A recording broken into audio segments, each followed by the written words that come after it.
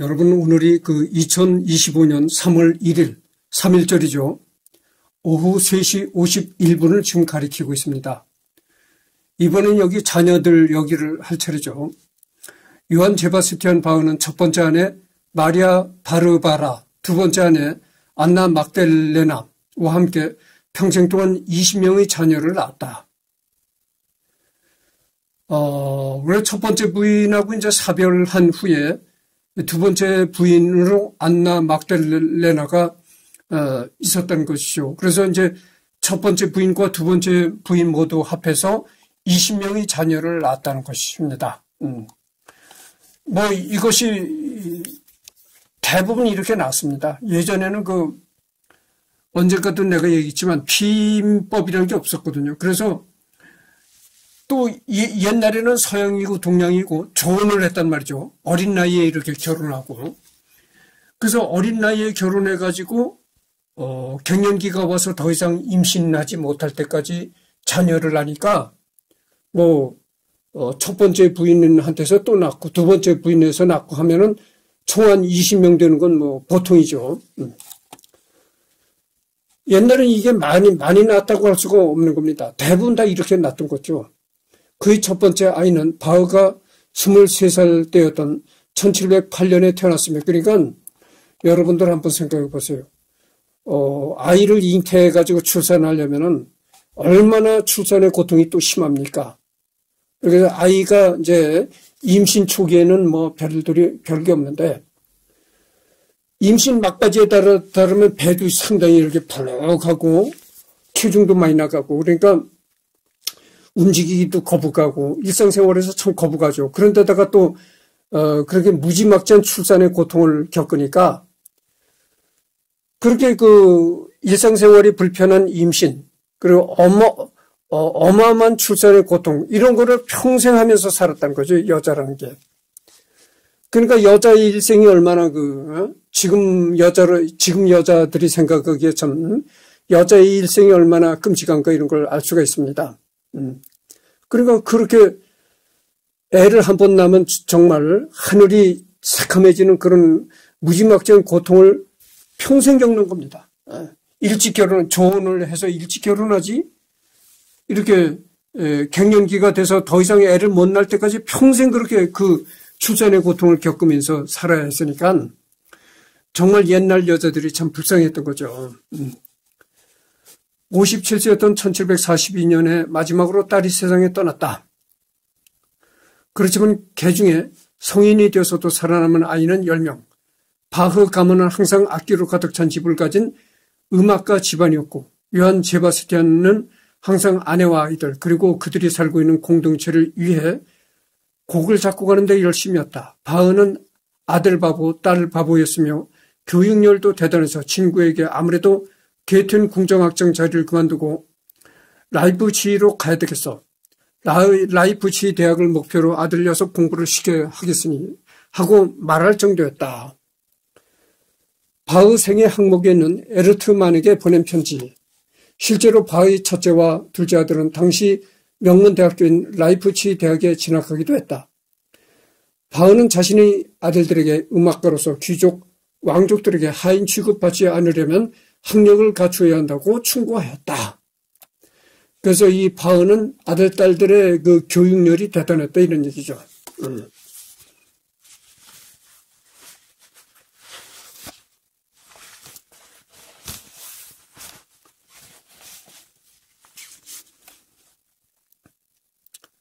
근데 배워야 남한테 멸시를 당하지 않는다. 업신여김을 당하지 않는다. 이런 얘기거든요. 그래서 공부를 해야 된다 그랬는데, 교육 수준이 낮았을 때는 이런 얘기가 이제, 진짜, 먹혀들 수 있는 그런 얘기였는데, 여러분 지금 대학 나왔다고 취직이 됩니까? 아무나 취직이 되는 게 아니거든. 그러니까 예를 들어서, 지금은 말이죠. 예를 들어서 서울대학 졸업장을 가진 사람이 어떤 공사장에 가서 일을 한다 하면 어떻겠어요? 다른 사람보다 스트레스를 배로 받는 겁니다. 왜 배로 받는 줄 아십니까? 뒤에서 수근수근 손가락질하는 거야. 아니 저기 서울대까지 나온 놈이 이런 공사판에 와서 일을 해? 수근수근대고 아니 서울대 뭐 뒷구멍으로 나온 놈인 모양이로구만. 서울대 먹구대학으로 나온 놈인 모양이로구나. 자꾸 이렇게 손가락질을 하고 뒤에서 수근수근 된단 말이죠. 그게 다 스트레스가 되는 겁니다. 그러나 고졸의 학력을 가진 사람이 공사판에 나가서 일하면 누가 그렇게 수근대는 사람이 없어요. 그러니까 서울대 졸업장을 가진 사람이 공사판에 나가서 일을 하면 그렇게 뒤에서 손가락질하고 수근수근 되는 게 다 그 스트레스가 된다는 거죠. 그래서 여러분 무조건 학력이 높은 게 좋은 게 아닙니다. 학력이 높으면 그 학력에 따라서 그거에 걸맞는 일을 하기 전에는 오히려 그게 짐이 되는 겁니다. 오히려 서울대 나온 그 서울대 졸업장이라는 게 오히려 짐으로 작용하는 거예요. 스트레스로 작용하는 겁니다. 그래서 무조건 그 학력이 높다. 학력이 높으면은 그 학력이 높은 걸맞는 일을 해야 되는 겁니다. 그래야 그 주변에서도 말이 없고 스트레스가 쌓이라는 거예요. 그래서 예를 들어서 이 대학 졸업장 가진 사람이 공장이 생산직 같은 거 들어갈 때 대학 졸업했다고 학력을 쓰지 않는 게 그래서 그런 겁니다. 대학원 나온 놈이 공장에 와서 생산직을 한다면 자꾸 수근거리고 아유 저놈이 뒷공문에서 나온 놈인 모양이로구만. 저놈이 뭐 먹구대학을 다닌 놈인 모양이로구나. 자꾸 이렇게 손가락질이 들어가는 거예요. 그래서 그게 짐이 되는 겁니다. 오히려. 그래서 학력을 속이는 게 그래서 학력을 속이고 들어가는 게 그래서 그런 거예요. 공사판 들어가서 노조를 결성한다든가 그런 노동투쟁을 하려고 학력을 속이는 것이 아니고, 그래서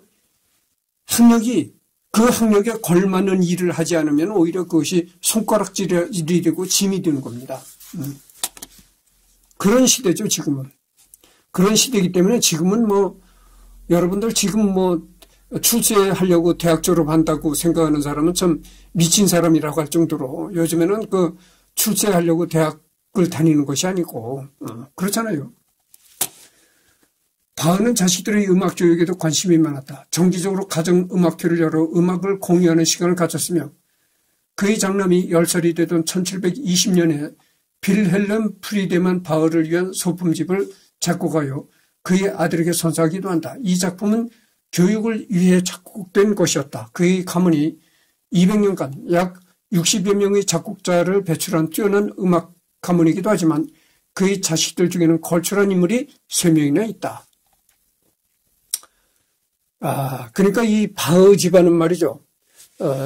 선대 때부터 음악가가 있었고 바흐도 음악가였고 바흐 자식들도 음악가였다. 그러니까 이 바흐 가문은 대대로 음악가의 피가 흐르는 그런 집안이었다. 이렇게 말할 수가 있습니다. 장남 빌헬름 프리데만 바흐와 특히 둘째 카를 필리프 에마누엘 바흐는 전 고전주의 양식을 이끈 감정과 다양식의 대가였으며 가장 유명했던 막내 요한 크리스티안 바흐는 런던 바흐라고도 불리며 그의 부친인 요한 제바스티안 바흐가 재조명되기 전에는 당시 바흐라고 하면 차남 엠마누엘과 동시에 이 인물이 지칭될 만큼 아버지보다 더 유명한 작곡가였으며 볼프강 아마데우스 모차르트와의 우정이 매우 깊었다고 전해진다. 실제로 8살 모차르트는 크리스티안에게서 작곡법을 배웠으며 건반 앞에서 크리스티안의 무릎 위에 앉아 그와 함께 연탄곡을 연주한 적도 있다. 그래서 요한 제바스티안 바흐의 차남 엠마누엘과 아마데우스가 그 바흐의 차남 엠마누엘에게 개인적인 교습을 많이 받았다는 거죠. 건반 앞에서 크리스티안이 무릎 위에 앉아 그와 함께 연탄곡을 연주한 적도 있다. 크리스티안은 모차르트처럼 돈은 그럭저럭 벌었지만 관리에 능하지 못했던 듯하다. 비서가 돈을 몽땅 횡령하고 튀는 바람에 말년에 가난과 빚더미에 시달리다가 47살이라는 안타까운 나이에 세상을 떠났다. 모차르트는 그의 사망 소식을 듣고 음악계에 커다란 손실이라고 탄식하였다고 한다. 그러니까 이 바흐의 아들은 말이죠. 바흐의 차남은 바흐의 둘째 아들은 음악적으로는 상당히 성공해서 돈을 그럭저럭 잘 벌었지만 굉장히 이 돈을 관리하는데 경제적인 그런 마인드가 없었다. 이렇게 볼 수가 있죠. 그래서 말년에 상당히 가난에 시달리다가 47살이라는 나이에 빚더미에 시달리다가 안타깝게 죽었다. 이런 얘기고, 맏딸 장녀 카타리나 도로테아 바흐는 바흐의 첫 번째 아이, 작곡은 그 당시 여성들에게는 선택사항이 아니었지만 카타리나는 가수로서 뛰어난 재능을 보였고 종종 아버지 일을 도왔다. 장남 맏아들 빌레름 프리드만 바흐, 아버지의 뒤를 이어 작곡가가 되었다. 둘째 딸 차녀 마리아 조피아 바흐, 차남 요한 크리스토프 바흐, 바흐의 셋째와 넷째 자녀인 쌍둥이는 바흐가 28세였던 1713년 2월 23일에 태어났다. 요한 크리스토프는 태어난 지 몇 시간이 지나지 않아 죽었고 마리아는 몇 주 후인 1713년 3월 13일경에 죽었다. 삼남 카를 필리프 에마누엘 바흐, 바흐의 자식 중 가장 음악적 재능이 뛰어난 작곡가였다. 모차르트는 이 바흐에 대해 그는 아버지고 우리는 아이들이라고 말했다. 사남 요한 고트프리트 베른하르트 바흐, 1715년 5월 11일에 태어났으며 형제들의 경우와 마찬가지로 전문 음악가가 되었다. 그러나 그들과는 달리 대학에 갈 기회가 없었고 법학을 공부하기 위해 비밀리에 음악 활동을 포기했다. 그는 24세의 어린 나이에 죽었다. 오남 레오폴드 아우구스투스 바흐, 11월 15일에 태어난 바흐의 7번째 아이는 짧은 10개월 동안 살았고 1719년 9월 29일에 묻혔다. 그의 대부인 왕자가 레오폴트라고 이름 지었고 1717년에서 1723년 사이에 바흐를 카펠 마이스터로 고용했다. 삼녀 크리스티아나 조피아 바흐, 바흐의 막내 마리아 바르바라가 죽은 후 그는 안나 막델레나 빌케와 결혼했다. 그들의 첫째 딸은 1723년 태어났고 같은 해 바흐는 라이프치히에서 토마스 칸토르가 되기 위한 계약을 맺었다. 크리스타 아나는 3년 후에 죽었다. 이때 이제 두 번째 아내를 맞이했네요. 첫 번째 아내는 이제 사망했고 사별하고 나서 이제 두 번째 아내를 맞이했다 이런 얘기입니다. 근데 이렇게 아내가 첫 번째 결혼했는데 아내가 사망하잖아요. 그러면 그 젊은 나이에 아내를 잃으면은 대부분 이제 재혼을 한단 말이죠. 근데 나와 같이 이승열이와 같이 아예 결혼하지 않고 독신으로 사는 사람은 여자를 그렇게 밝히지 않는다는 거죠. 그래서 이렇게 나와 같이 평생 독신으로 산 사람은 영원히 독신으로 이제 생을 마감하게 될 가능성이 많다. 요즘에 이제 고독사라는 얘기가 나오잖아요. 근데 이 결혼 생활에 아주 상당히 깨가 쏟아지는 결혼 생활을 했다 한 사람은 혼자 못 산다는 겁니다. 그래서 첫 번째 결혼했던 그 부인과 아주 그냥 깨가 쏟아지게 이렇게 뭐 성생활이나 일반 생활에서 아주 정겹게 살았다. 이러다가 혼자가 되면은 그 혼자가 된 생활을 견디지 못한다는 거예요. 그래서 이 첫 번째 결혼에서 아기자기하게 그 재미를 느끼고 살았던 사람은 혼자 절대 못 산다는 거예요. 그래서 얼마 안 가서 또 재혼을 하게 된다는 겁니다. 그래서 여러분들 뭐 속된 말로 그런 얘기 했잖아요. 고기도 먹어본 놈이라 고기 맛을 안다. 그러니까 이 섹스의 쾌감 이런 것도 마누라하고 뜨거운 섹스 밤을 지냈던 사람만이 고기의 묘미를 느낀다 이겁니다. 그리고 마누라와 항시르게 살갑게 가정생활을 해본 사람만이 그 마누라와의 그 가정생활이 얼마나 그 기쁨을 주는가. 이런 거를 터득할 수 있다는 거죠. 그런데 나같이 이렇게 그 혼자 살던 사람이, 그래서 여러분들이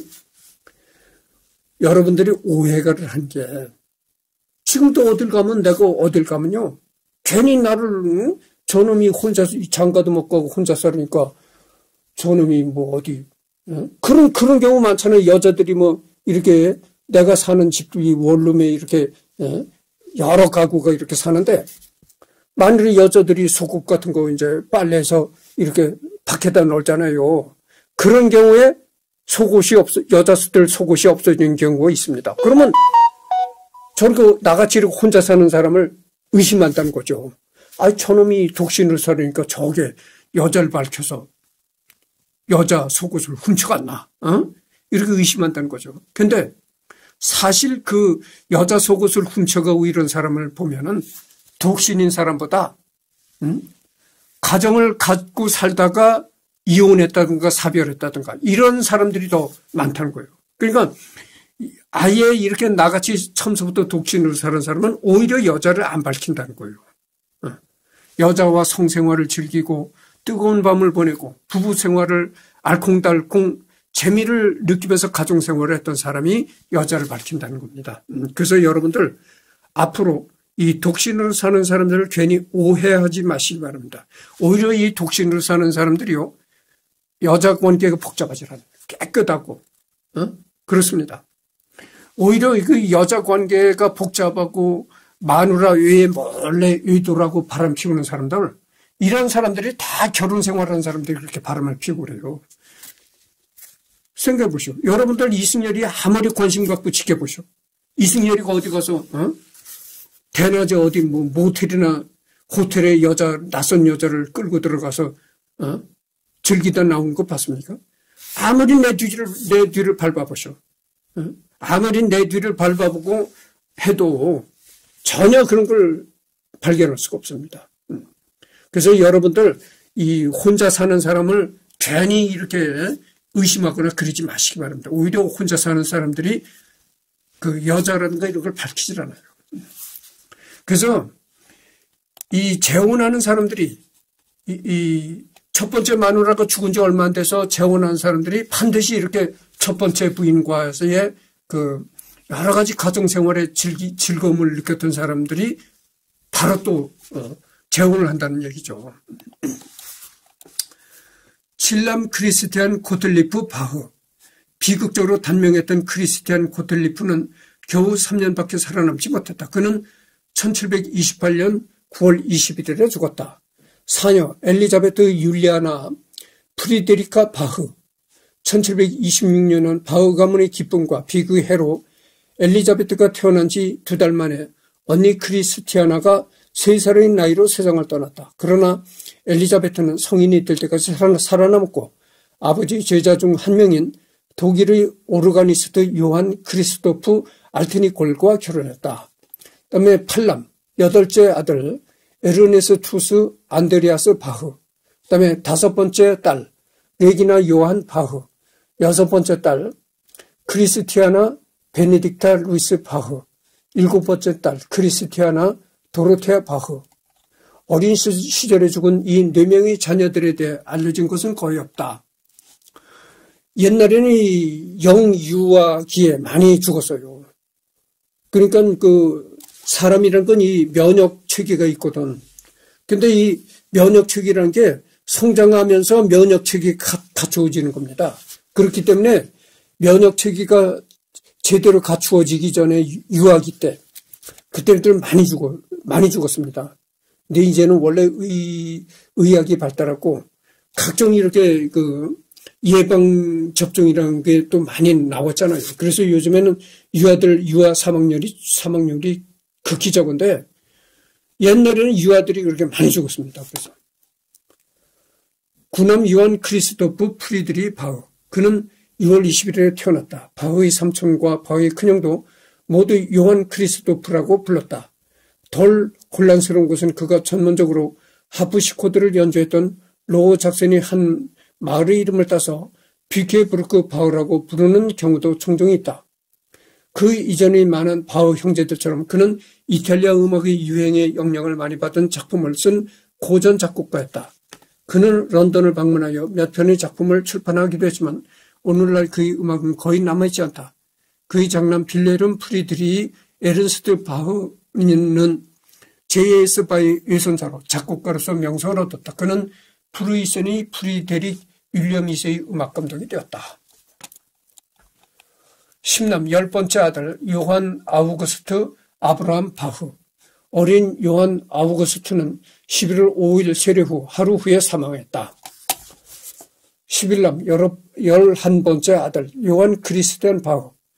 영국 바흐로 알려진 J.C. 바흐는 이탈리아를 여행하여 카톨릭으로 개종한 뒤 샬롯 여왕의 봉사로 런던에 정착하여 별명이 런던 바흐이다. 그는 유명한 클래식 작곡가가 되었고 모차르트의 협주곡에 영향을 주었다. 8녀 8번째 딸이라는 거죠. 요하냐 카톨리나 바흐. 그다음에 9번째 딸 레기나 주자나 바흐. 바흐의 19번째와 20번째 아이들 두 딸 모두 결혼하지는 않았다. 요하나에 대해서는 거의 알려지지 않았지만 레지나는 루드비 판 베토벤과 친분이 있었다. 그는 심지어 베토벤에 대해 기부할 교향곡 3번의 시사회 수익금까지 요구했다. 그녀의 유명한 아버지를 기리기 위해 수집품이 만들어졌음에도 불구하고 그녀는 가난하게 죽었다.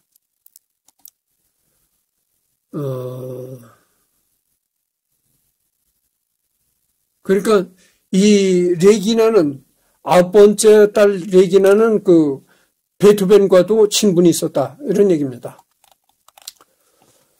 전처 마리아 바르바라 바흐. 마리아 바르바라 바흐는 요한 제바스티안 바흐와 육촌 관계이며 바흐보다 한 살 위다.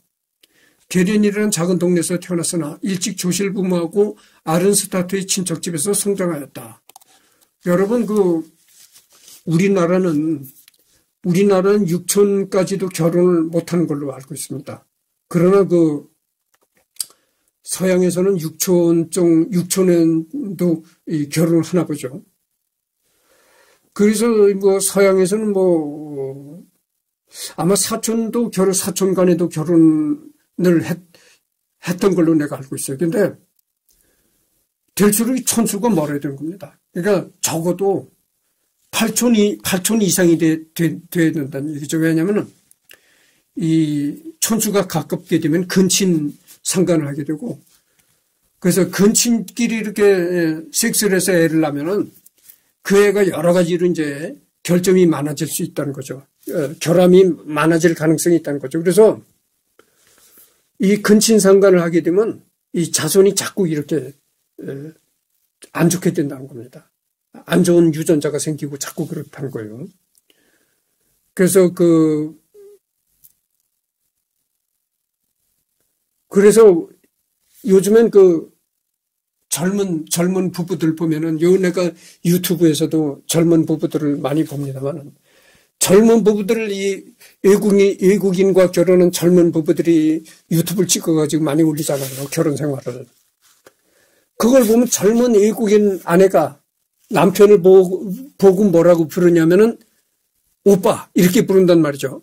근데 그냥 그걸 듣기에는 내가 이렇게 유튜브를 시청하는 입장에서 볼 때는 그게 자연스럽게 이렇게 들려요.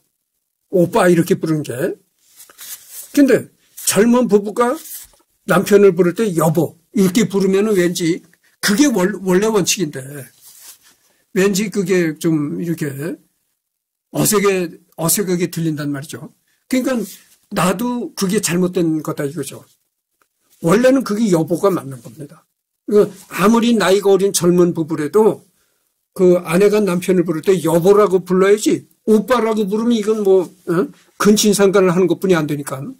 그래서 이 근친상간은 철저하게 금지가 되는 겁니다. 지금 옛날에는 서양이 이렇게 육촌간에도 결혼하고 서촌간에도 결혼하고 그랬다는데 아마 지금은 서양에도 그렇지 않을 것이라고 생각합니다. 그래서 아무리 못돼도 8촌은 넘어가야 결혼이고 나발이고 하는 것이지 8촌 이내는 이 근친상간이라고 할 수가 있는 거죠. 마리아가 바흐를 만난 것은 19살 때인 1703년으로 당시 바흐는 2해 8월에 막 아른스타트 교회의 오르가니스트로 취직한 상태였다. 두 사람은 금세 가까워졌으며 마리아는 바흐의 오르간 반주에 맞춰서 노래를 부르곤 했다. 앞서 생애편에서 아른스타트 교회에 취직한 바흐가 금녀의 구역이었던 성가대석에 여성을 데려가서 욕을 먹은 적이 있다고 했는데 그 문제의 여성이 바로 이 마리아 바르바라이다. 아른스타트에서 사사건건 교회 측과 싸우면서 직업에 적응을 못했던 바흐는 4년 뒤인 1707년에 근무 조건이 훨씬 좋은 밀하우젠으로 이직하면서 마리아를 같이 데려갔으며 밀하우젠에 정착한 직후에 두 사람은 결혼했다. 두 사람의 결혼 생활은 상당히 행복했으며 쌍둥이를 포함해서 7명의 자녀를 낳았는데 4명만 유년기를 넘겨 생존하였다. 마리아는 전형적인 현모양처 스타일의 여성으로 결혼 생활 내내 그 다혈질의 바흐와도 별로 부딪히지 않을 정도로 유순하고 생활을 잘 꾸려나갔던 진정한 내조의 여왕이었다. 바이마르를 거쳐 1718년 게텐으로 옮긴 바흐 부부는 이제 행복을 즐길 일만 남은 상황이었다.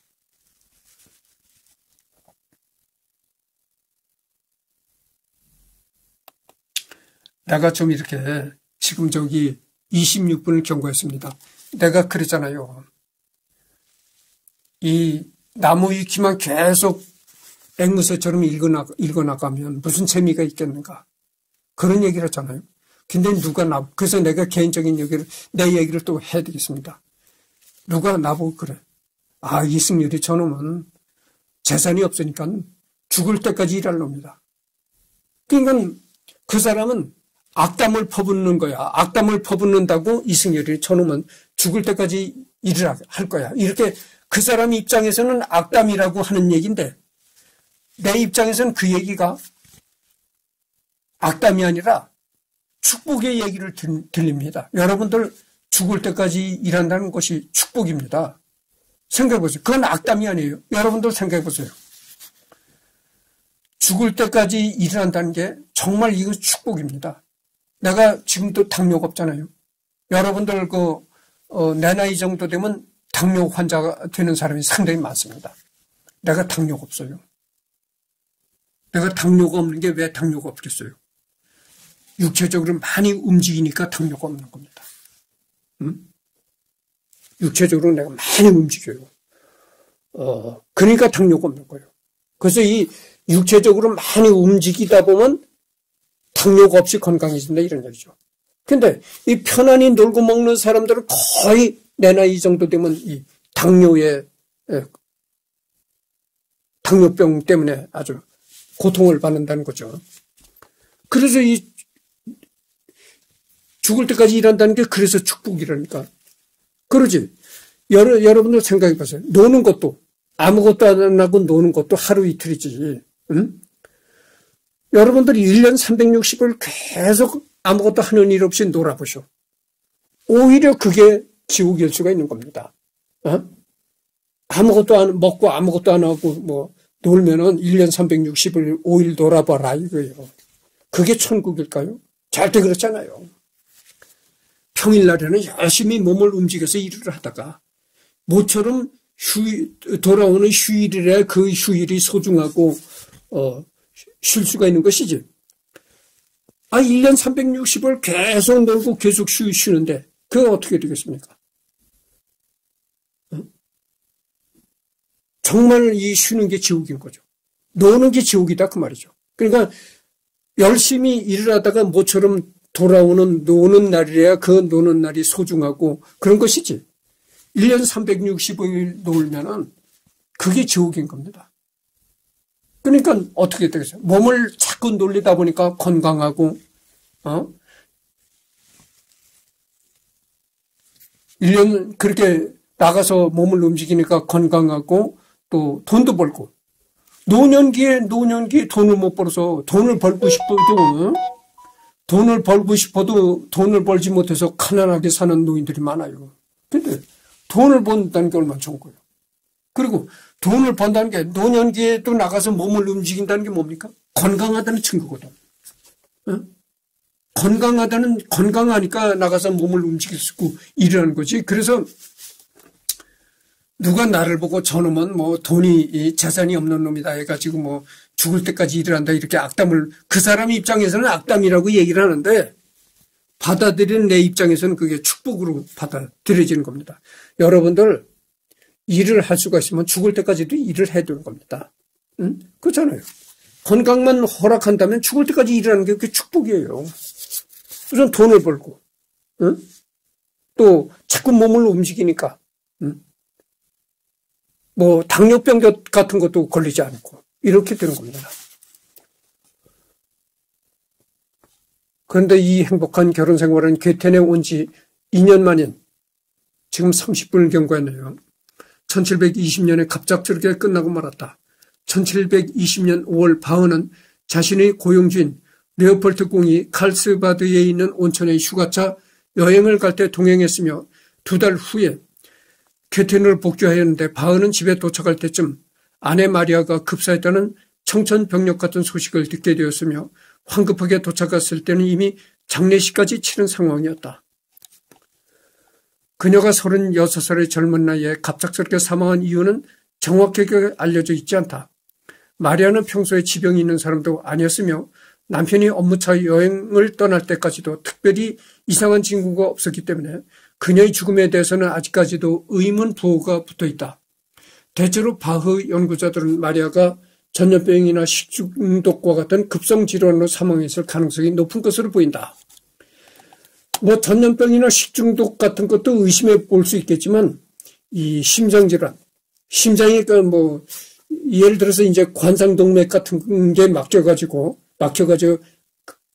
급성 심근경색이 왔다. 그래도 이제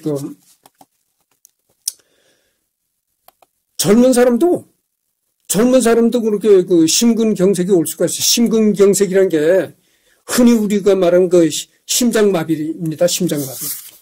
젊은 사람한테도 심근경색이 올 수가 있어요. 심근경색이 오면은 그냥 예고도 없이 불쑥 올 수가 있다는 거죠. 그래서 내가 얼마나 건강관리를, 또 내 얘기를 해야 되겠는데, 내가 얼마나 건강관리를 잘하는 사람인 줄 아십니까? 관상동맥이라고 해가지고, 이 관상동맥을 내가 초음파 검사를 했어요. 이제 내일 모레 정도 되면 내가 검사받은 병원에서 통보가 올 겁니다. 편지가 올 겁니다. 근데 관상동맥이라는 게 여기에 뇌로 올라가는 동맥입니다. 뇌로 올라가는 동맥이 혈액순환이 잘 되는지 초음파 검사를 한 거예요. 여기가 막히면 어떻게 되겠어요? 여기가 막혀서 뇌로 올라가는 피줄이 막혔다 하면 어떻게 되겠어요? 뇌졸중이 그래서 오는 겁니다.